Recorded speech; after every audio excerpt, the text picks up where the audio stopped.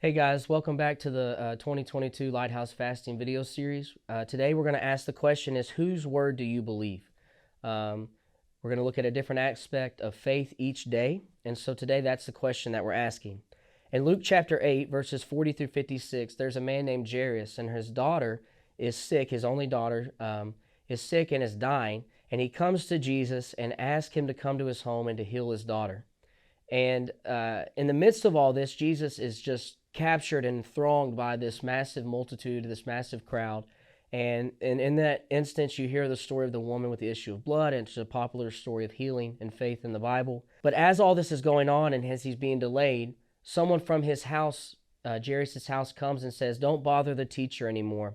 Your daughter has died." And Jesus looks at him in verse 50 and he says, "Don't be afraid, only believe, and she will be made well."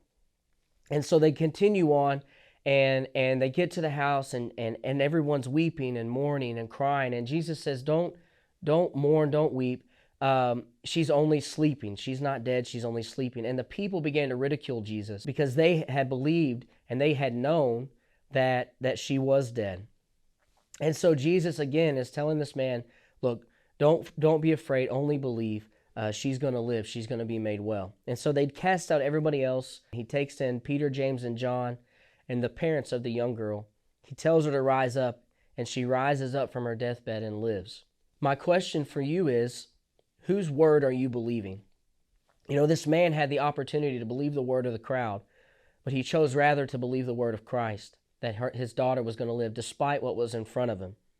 In 2 Samuel 12, David is faced with something similar, where his sin that he's committed against Uriah has been found out, and he's been confronted by the prophet Nathan. His son becomes ill. David fasts, he mourns, he weeps, that maybe God will show mercy and be gracious towards him and save his son. But his son dies, and the people around him are afraid to tell him because they see how he's mourned while he was still alive and are afraid to see what's going to happen now that his son's actually dead. But David, when he finds out, he gets up, he anoints himself, he cleans himself off, he goes and he worships God, and he eats.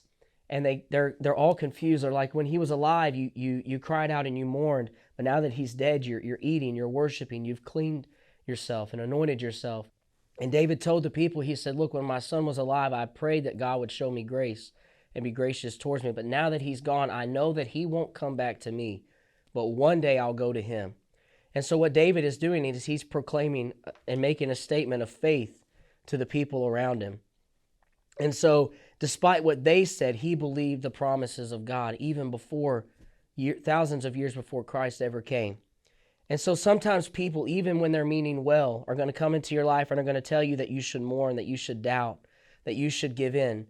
But what it boils down to for you is this, is whose word are you going to believe? Whose word are you going to put your faith in? Our senses may tell us one thing, but faith might be saying something else. In John chapter 11, Jesus tells him to roll back the stone on the tomb of Lazarus. And Martha says, he's been dead 4 days. There will be a smell. He'll stink. But Jesus looks at her and says, did I not tell you that if you would believe, you'd see the glory of God? And so we have to make a decision right now that we're going to put our faith, our hope, our trust in the word of Christ, not in what the world's telling me, not in what my emotions or my senses might be telling me. The Bible makes the promise, if we believe, we'll see his glory. And so we want to encourage you today to put your faith, to put your hope, to put your trust in what Jesus is telling you, what his word is telling you. Hey guys, thanks for joining us today as we continue our series through the 2022 Fast here at the Lighthouse on encouraging your faith. You can find these videos on our Facebook page or our YouTube channel, and we hope that you'll like and share these with your friends.